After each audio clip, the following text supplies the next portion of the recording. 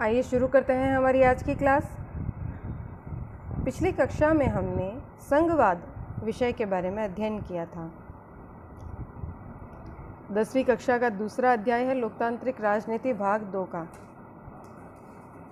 संघवाद की परिभाषा यानी कि संघवाद क्या होता है, किस प्रकार की व्यवस्था को संघवाद कहते हैं, इसके लिए आवश्यक शर्तें क्या है, क्या परिस्थितियां हैं जो इसको अनुकूल बनाती हैं, संघवाद किन किन तरहों से लागू होता है। संघवाद के विषय में जब हमने पढ़ा था तब जो मोटे तौर पर हमारे बात समझ में आई थी वह यह थी कि भाई एक केंद्रीकृत व्यवस्था के अंदर अलग अलग स्वतंत्र सरकारों का कार्य करना संघवाद के अंतर्गत आता है, जिसमें कि संघीय सरकारें कई बार ज़्यादा पावरफुल होती हैं और कई बार केंद्र सरकार ज़्यादा पावरफुल होती है। अब इसमें दो टाइप्स थे कि एक तो एक बड़े महाद्वीप के अंदर विभिन्न राज्य साझा करते हैं अपनी अपनी सत्ता को, तब वे अपने राज्य सरकारों को तो संघीय सरकार, अपने देश के आंतरिक सरकारों को संघ के रूप में, और फिर अपना एक केंद्रीय संगठन केंद्र सरकार के रूप में बना लेते हैं, जिसमें कि वे अपने साझा निर्णय लेते हैं। और यही व्यवस्था जब किसी एक देश में उसकी आंतरिक भिन्नताओं को ध्यान में रखकर लागू की जाती है, तब राज्य सरकारें केंद्र सरकार की तुलना में कम पावरफुल होती हैं। यहाँ पर ऐसी स्थिति में केंद्र सरकार अधिक मजबूत दिखाई देती है। अब बात की जाए संघीय व्यवस्था की भारत में स्थिति, यानी कि भारत में संघीय व्यवस्था। देखो, भारत में संघीय व्यवस्था को लागू किया गया, इसका कारण ये था कि भारत की जब हम विशेषताएं पढ़ते हैं तब हमारे सामने एक महत्वपूर्ण विशेषता जो कि हम छोटी कक्षाओं से पढ़ते आ रहे हैं कि विविधता में एकता देखने को मिलती है। यानी कि भारत भौगोलिक स्तर पर, सांस्कृतिक स्तर पर, भाषाई स्तर पर अनेक भिन्नताओं को धारण करता है और इस आधार पर यहाँ के क्षेत्रीय मुद्दों में क्षेत्रीय विकास के लिए अलग अलग व्यवस्थाओं की आवश्यकता पड़ती है। और इसी कारण से भारत में संघीय व्यवस्था को लागू किया गया और विभिन्न राज्यों का गठन करके राज्य सरकारें क्षेत्रीय विकास के लिए कार्य करती हैं और एक केंद्रीय सरकार है जो हमारे देश की विश्व स्तर पर संप्रभुता की रक्षा करती है और संप्रभु बनाती है सभी राज्यों को सामूहिक रूप से। आज हम भारत के अंदर संघीय व्यवस्था का विस्तार से अध्ययन करने जा रहे हैं। तो किताब सभी के पास होगी, आप अगर पुस्तक है तो पुस्तक खोल लें, अन्यथा स्क्रीन पर अपने लेसन का देखते चले पाठ। हमने पहले देखा है कि बेल्जियम और श्रीलंका जैसे छोटे देशों को भी अपने यहाँ की विविधताओं को संभालने में बड़ी मुश्किलें आती है। उदाहरणों में हमने देखा था कि बेल्जियम ने क्या किया, सभी के हितों की रक्षा की, तो यहाँ पर शांतिपूर्ण व्यवस्था स्थापित हो गई, और श्रीलंका ने निजी हितों को ध्यान में रखा, जो बहुसंख्यक थे उन्होंने अपने हितों को ध्यान में रखा, तो गृह युद्ध की स्थिति पैदा हो गई थी। यानी कि राजनीतिक सत्ता के आधार पर भी आंतरिक शांति और आंतरिक अशांति निर्भर करती है। सोचिए कि भारत जैसे विशाल मुल्क में यह काम कितना मुश्किल होगा, जहां बहुत सी भाषाओं, धर्मों, क्षेत्रों के लोग रहते हैं। हमारे देश में सत्ता की साझेदारी क्या व्यवस्था है। आइए संविधान से ही शुरुआत करें, यानी कि संविधान में इस बारे में क्या प्रावधान दिए गए हैं, यहाँ से हम अपने देश की संघीय व्यवस्था को समझने का प्रयास करते हैं। एक बहुत ही दुखद और रक्त रंजित विभाजन के बाद भारत आज़ाद हुआ। यहाँ पर भारत पाकिस्तान के 1947 के विभाजन की ओर इशारा किया गया है। आज़ादी के कुछ समय बाद ही अनेक स्वतंत्र रजवाड़े भारत में विलीन हो गए। देखिए, जब भारत का स्वतंत्रता अधिनियम पारित किया गया था तब भारत का 3 भागों में विभाजन हुआ था।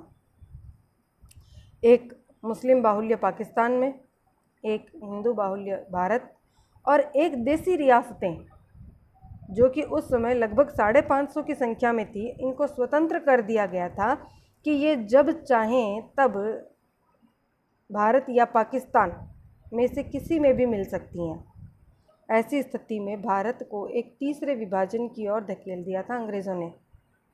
ठीक है, भारत के जो प्रमुख नेता थे उन्होंने समझदारी से काम लेते हुए इन रियासतों का जल्दी ही भारत में विलय कर लिया।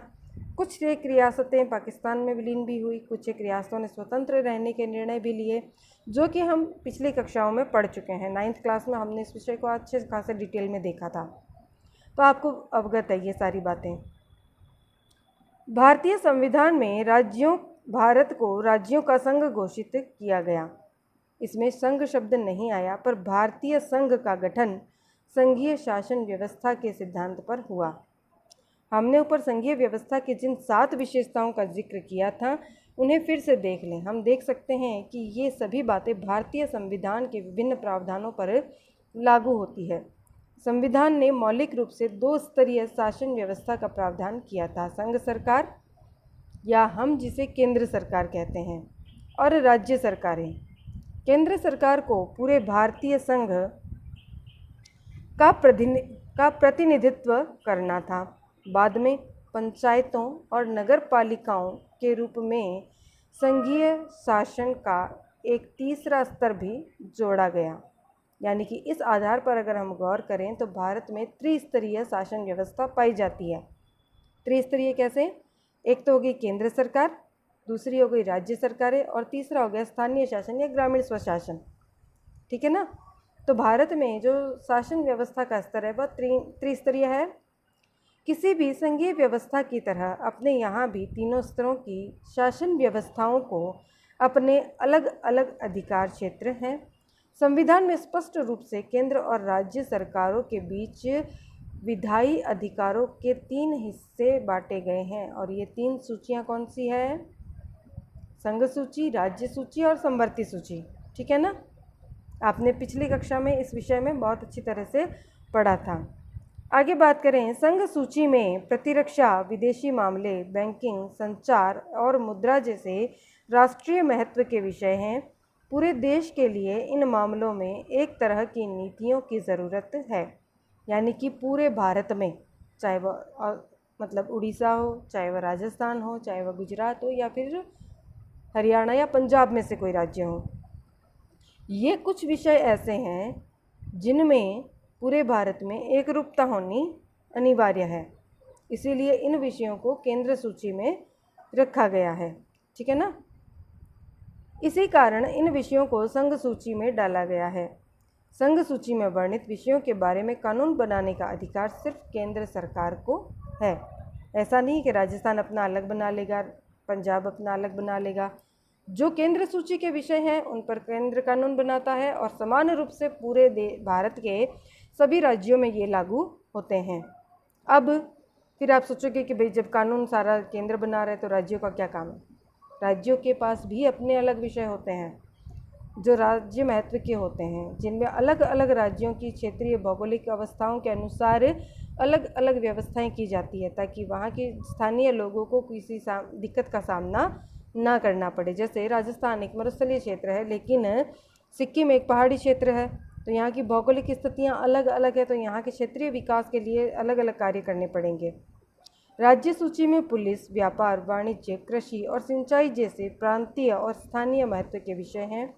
राज्य सूची में वर्णित विषयों के बारे में सिर्फ राज्य सरकार ही कानून बना सकती है। ठीक है ना? अब बात की जाए संवर्ती सूची। कुछ ऐसे विषय होते हैं जो केंद्र और राज्य दोनों ही के लिए समान महत्व रखते हैं। जैसे देश की जनता की शिक्षा व्यवस्था की बात की जाए, भाई एक राज्य सरकार के लिए भी आवश्यक है कि उसके राज्य की जनता शिक्षित और अच्छे स्वास्थ्य के लाभ उठाए, कुपोषण की शिकार ना हो। और यही सेम चीज़ केंद्र सरकार के लिए भी है कि केंद्र सरकार के लिए भी यह आवश्यक है कि उनके देश की संपूर्ण राज्यों की संपूर्ण जनता जो है सुशिक्षित और सुपोषित हो। तो संवर्ती सूची में शिक्षा, वन, मजदूर संघ, विवाह, गोद लेना और उत्तराधिकार जैसे विषय हैं, जो कि केंद्र के साथ राज्य सरकारों की साझी दिलचस्पी में आते हैं। यानी कि इन पर केंद्र और राज्य दोनों सरकारें कानून बना सकती है। लेकिन देखो यहाँ पर एक बात महत्वपूर्ण है जो मैंने आपको पिछली कक्षाओं में भी बताई थी कि संवर्ती सूची के किसी भी विषय पर यदि केंद्र सरकार द्वारा बनाए गए कानून और राज्य सरकार द्वारा बनाए गए कानून में मतभेद है, कोई कंट्रोवर्सी आती है, तो केंद्र सरकार का कानून मान्य होगा, ना कि राज्य सरकार का। ठीक ऐसे ही कि जैसे प्रिंसिपल कोई ऑर्डर देते हैं और आपका क्लास मॉनिटर कोई ऑर्डर देता है, तो आप किसका मानोगे? प्रिंसिपल का, निश्चित सी बात है, क्योंकि सुपीरियर कौन है? प्रिंसिपल। तो इसी तरह से जब केंद्र और राज्य सरकारों के द्वारा समवर्ती सूची के किसी कानून को लेकर दोनों में मतभेद की स्थिति आ जाए तो केंद्र सरकार का कानून ही मान्य होगा। ध्यान में रखने की बात है, नोट डाउन कर लो, इस चीज़ को नोट कर लोगे तो हमेशा याद रहेगी। इन विषयों पर कानून बनाने का अधिकार राज्य सरकारों और केंद्र सरकार दोनों को ही है, लेकिन जब दोनों के कानूनों में टकराव हो तो केंद्र सरकार द्वारा बनाया गया कानून ही मान्य होता है। आप अंडरलाइन भी कर सकते हैं इसको यहाँ पर। आगे बात करें, यहाँ एक सवाल यह उठता है कि जो विषय इनमें से किसी सूची में नहीं आते उनका क्या होता है। फिर कंप्यूटर सॉफ्टवेयर जैसे विषय जिसके अधिकार क्षेत्र में रहें, क्योंकि ये संविधान बनाने के बाद आए हैं। हमारे संविधान के अनुसार बाकी बचे विषय केंद्र सरकार के अधिकार क्षेत्र में चले जाते हैं। तो यानी कि संविधान में ऑटोमेटिकली ये व्यवस्था की गई है कि बाद में अगर कोई विषय आता है तो वह केंद्र सरकार के अंतर्गत चला जाएगा। आगे बात की जाए तो हम देखते हैं कि तो अब तक हमने देखा कि सबको साथ लेकर चलने की नीति मानकर बनी अधिकार बड़ी संघीय व्यवस्थाओं में साथी इकाइयों को बराबर अधिकार नहीं मिलते। अब देखो, बराबर अधिकार तो इसलिए नहीं मिल पाते हैं क्योंकि जो बाद में विषय आया है उस पर अब संशोधन करके तो भले ही अधिकारों का बंटवारा किया जा सकता है, लेकिन एक बार की उसको केंद्र सरकार को सौंपा जाता है। कारण ये क्या है, केंद्र सरकार ही सभी को एकता के सूत्र में बांध कर रखने का कार्य करती है। ठीक है, भारतीय संघ के सारे राज्यों को भी बराबर अधिकार नहीं है। कुछ राज्यों को विशेष दर्जा प्राप्त है, जैसे कि असम, नागालैंड, अरुणाचल प्रदेश, मिजोरम अपने विशिष्ट सामाजिक तथा ऐतिहासिक परिस्थितियों के कारण भारत के संविधान के कुछ प्रावधानों जैसे अनुच्छेद 371 के तहत विशेष शक्तियों का लाभ उठाते हैं। ये विशेष शक्तियाँ स्वदेशी लोगों, उनकी संस्कृति और सामाजिक सेवाओं में अधिमान्य रोजगार की भूमि अधिकारों के संरक्षण के संबंधों में स्पष्ट रूप से उपयोगी है। जैसे हम एक समानता का अधिकार पढ़ते हैं कि भारत के स्वतंत्रता का अधिकार पढ़ते हैं, तो उसमें आता है ना कि भारत का कोई भी नागरिक कहीं भी जाकर रह सकता है, उसे संपत्ति अर्जित करने का अधिकार है। लेकिन इन क्षेत्रों में यदि आपको संपत्ति अर्जित करनी है तो वहाँ के मूल निवासियों में से किसी व्यक्ति के साथ साझा संपत्ति एकत्रित करनी होगी। आप निजी संपत्ति इन क्षेत्रों में नहीं खरीद सकते हैं। कारण ये आदिवासी इलाके रहे, थोड़ा पिछड़े रहे और पहाड़ी इलाके रहे, तो यहाँ पर अभी तक उतना अधिक विकास नहीं हो पाया है जितना अन्य क्षेत्रों में हुआ है। तो इन आधारों पर इनको विकास की मुख्य धारा से जोड़ने के लिए भी कुछ विशेषाधिकार दिए गए हैं। भारतीय संघ की कई इकाइयों को बहुत ही कम अधिकार हैं। ये वैसे छोटे इलाके हैं जो अपने आकार के चलते स्वतंत्र प्रांत नहीं बन सकते। इन्हें किसी मौजूदा प्रांत में विलीन करना भी संभव नहीं है। चंडीगढ़ या लक्षद्वीप अथवा देश की राजधानी दिल्ली जैसे इलाके इसी कोटि में आते हैं। इनको केंद्र शासित प्रदेश कहते हैं। ठीक है ना, तो इन्हें केंद्र शासित प्रदेश कहा जाता है। इन क्षेत्रों को राज्यों वाले अधिकार नहीं हैं। इन इलाकों का शासन चलाने का विशेष अधिकार केंद्र सरकार को प्राप्त है। केंद्र और राज्य सरकारों के बीच सत्ता का यह बंटवारा हमारे संविधान की बुनियादी बात है। अधिकारों के इस बंटवारे में बदलाव करना आसान नहीं है। अकेले संसद इस व्यवस्था में बदलाव नहीं कर सकती। ऐसे किसी भी बदलाव को पहले संसद के दोनों सदनों में 2/3 बहुमत से मंजूर किया जाना होता है। फिर कम से कम आधे राज्यों की विधानसभाओं से उसे मंजूर करवाना होता है। देखो, संविधान संशोधन की प्रक्रिया हमने पिछली कक्षा में पढ़ी थी। तो इस प्रक्रिया के अंतर्गत 3 प्रावधान थे, एक सामान्य बहुमत से, एक विशेष बहुमत से और एक अति विशेष बहुमत से। जो सामान्य बहुमत था उसमें संसद के दोनों सदनों के आधे से अधिक सदस्यों की सहमति, विशेष बहुमत में दोनों सदनों की 2/3 बहुमति सहमति, और तीसरा जो अति विशेष आता है इसके अंतर्गत संसद के दोनों सदनों के 2/3 सदस्यों के बहुमत के साथ साथ सभी राज्यों की विधानसभाओं के आधे से अधिक राज्य की विधानसभाओं द्वारा सहमति प्राप्त होनी आवश्यक होती है। तो यहाँ पर ये अति विशेष बहुमत की ही ओर इशारा कर रहा है आपके, जो कि आपके संविधान के अंदर संशोधन के लिए काम में लिया जाता है। आगे बात करें तो संवैधानिक प्रावधानों और कानूनों के क्रियान्वयन की देखरेख में न्यायपालिका महत्वपूर्ण भूमिका निभाती है। शक्तियों के बंटवारे के संबंध में कोई विवाद होने की हालत में फैसला उच्च न्यायालय और सर्वोच्च न्यायालय में ही होता है। अगर राज्यों के मध्य विवाद होगा तो उच्च न्यायालय के अंतर्गत, और अगर उससे असंतुष्ट हो जाते हो तो सर्वोच्च न्यायालय के अंतर्गत। सर्वोच्च न्यायालय भारत का अंतिम अपीलीय न्यायालय है। इससे ऊपर आप किसी के पास अपनी कंप्लेन लेकर नहीं जा सकते हैं। आपने पिछली कक्षाओं में भी पढ़ी है ये बातें, इस बार फिर रिपीट कर रही हूँ, ध्यान रखना, क्योंकि ये सारी बातें आपके शॉर्ट क्वेश्चन के अंदर पूछी जाती हैं। आगे चलते हैं। तो इस प्रकार से हमने देखा कि संविधान के ऊपर जो संविधान की व्याख्या का कार्य है वह न्यायपालिका द्वारा किया जाता है।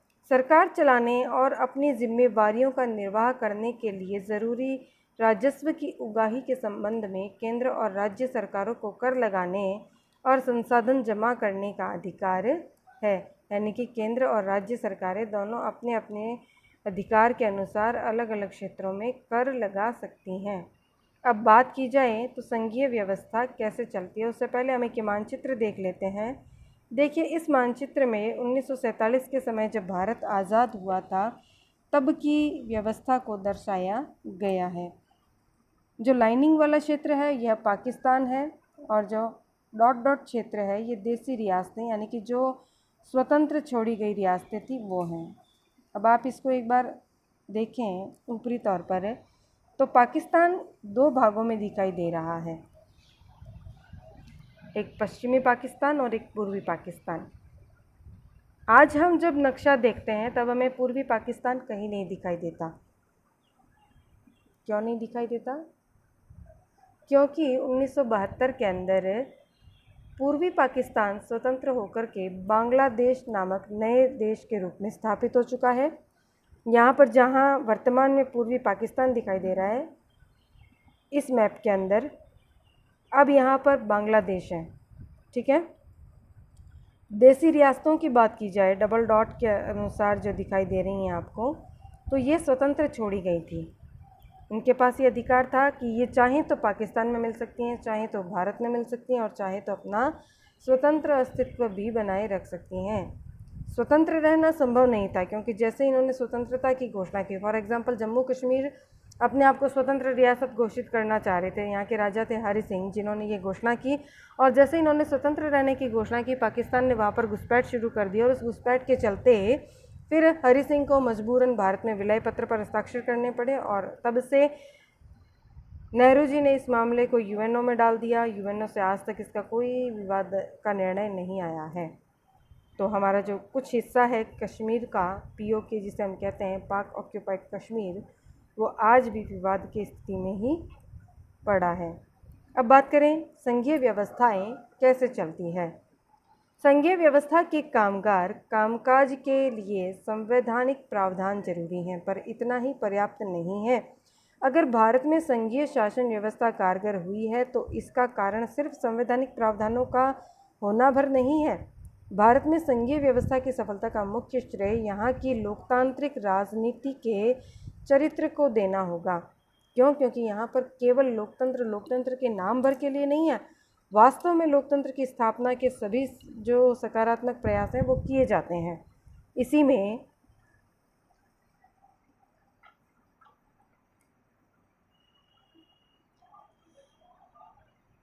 संघ की भावना, विविधता का आदर और संघ साथ रहने की इच्छा का हमारे देश के साझा आदर्श के रूप में स्थापित होना सुनिश्चित हुआ। कुछ प्रमुख बातों पर गौर करें जिनसे पता चलता है कि यह काम किस तरह से हो पाया। अब देखो, भारत के अंदर संघीय व्यवस्था लागू करने के अंतर्गत कई सारे कार्य हुए, और इन्हीं चीज़ों को हम आगे पॉइंट बाय पॉइंट पढ़ते हैं। पहला है भाषाई राज्य, यानी कि भारत के अंदर विभिन्न भाषाओं को बोलने वाले जो लोग रहते थे, इनके भाषाई आधार पर भी इनको अपनी अपनी स्वतंत्रताएं प्रदान की गई थी। भाषा के आधार पर प्रांतों का गठन हमारे देश की लोकतांत्रिक राजनीति के लिए पहली और एक कठिन परीक्षा थी। भारत ने सन 1947 में लोकतंत्र की राह पर अपनी जीवन यात्रा शुरू की। यानी कि 1947 से पहले भारत क्या था? उपनिवेश था। 47 में हम स्वतंत्र हुए और हमने लोकतंत्र की स्थापना की। उसी वक्त से लेकर सन 1919 तक का अगर आप राजनीतिक मानचित्र देखें तो इस अवधि में आए बदलावों को देखकर एक बारगी आप आश्चर्यचकित रह जाएंगे। अनेक पुराने प्रांत गायब हो गए और कई नए प्रांत बनाए गए। कई प्रांतों की सीमाएं, क्षेत्र और नाम बदले गए। भाषाई आधार पर नामों का बदलाव तो आपने देख ही रखा है। नए राज्यों को बनाने के लिए 1950 के दशक में भारत के कई पुराने राज्यों की सीमाएं बदली गई। ऐसा यह सुनिश्चित करने के लिए किया गया कि एक भाषा बोलने वाले लोग एक राज्य में आ जाएं। इसके बाद कुछ अन्य राज्यों का गठन भाषा के आधार पर नहीं बल्कि संस्कृति, भूगोल अथवा जातीयताओं की विभिन्नताओं को रेखांकित करने और उन्हें आदर देने के लिए भी किया गया, जिनमें नागालैंड, उत्तराखंड, झारखंड जैसे राज्य शामिल हैं। जब एक भाषा के आधार पर राज्यों के गठन की बात उठी तो कई राष्ट्रीय नेताओं को डर था कि इससे देश टूट जाएगा। ये सामान्य सी बात थी और यह भय व्यावहारिक था। आज भाषा के आधार पर अलग राज्य की मांग की गई है। हो सकता है भविष्य में अलग होने की भारत से मांग कर ली जाए। तो यह भय एक सामान्य स्थिति थी, लेकिन फिर भी इनको अलग होकर के भी एकता के साथ बांधने का कार्य भारतीय संघ ने बखूबी किया। केंद्र सरकार ने इसी के चलते राज्यों का पुनर्गठन कुछ समय के लिए टाल दिया था, पर हमारा अनुभव बताता है कि भाषावार राज्य बनाने से देश ज़्यादा एकीकृत और मजबूत हुआ। इससे प्रशासन भी पहले की अपेक्षा कहीं ज़्यादा सुविधाजनक हो गया। देखो नीचे एक और मानचित्र दिया गया है जिसमें विभिन्न राज्यों की सीमाओं का अंकन दिखाया गया है। आप भली प्रकार देख सकते हैं कि राज्यों की सीमाएं, राजधानी क्षेत्र और राष्ट्रीय राजमार्ग आदि इसमें दर्शाए गए हैं। ग्लोब पर से लिया हुआ चित्र है ये। देखो इसमें आप जो नीला वाला पार्ट है ये हमारे तटीय सीमा को बता रहा है और जो येलो सीमाओं से टच करता पार्ट है ये हमारी स्थलीय सीमाओं को दर्शा रहा है। और विभिन्न रंगों में विभिन्न राज्यों की सीमाओं का अंकन किया गया है। इसमें आप भली प्रकार देख सकते हैं कि जो उत्तर प्रदेश और उत्तराखंड अलग हुए, इनकी सीमाएँ आप देख सकते हैं। मध्य प्रदेश और छत्तीसगढ़ की देख सकते हैं। झारखंड और इसकी भी देख सकते हैं। तेलंगाना और आंध्र प्रदेश की देख सकते हैं। देखो तेलंगाना और आंध्र प्रदेश को एक ही कलर में डाल दिया है, बट बीच में बाउंड्री लाइन दी हुई है। तो इस प्रकार से हम अवलोकन करें तो हम पाते हैं कि भारत के अंदर श्रेष्ठ संघीय व्यवस्था को स्थापित करने का हर संभव प्रयास भारतीय संविधान निर्माताओं ने भी किया और व्यवहारिक तौर पर हमारे अन्य नेताओं ने भी किया। आज हम इतना ही अध्याय पढ़ते हैं ताकि आप इसको भली प्रकार समझकर बीच में कोई अगर आपको बात समझ में ना आई हो तो उसके बारे में कमेंट बॉक्स या अपनी लाइव क्लास में क्वेश्चन करके नोट्स बना लें। बाकी का अध्याय अगली कक्षा में।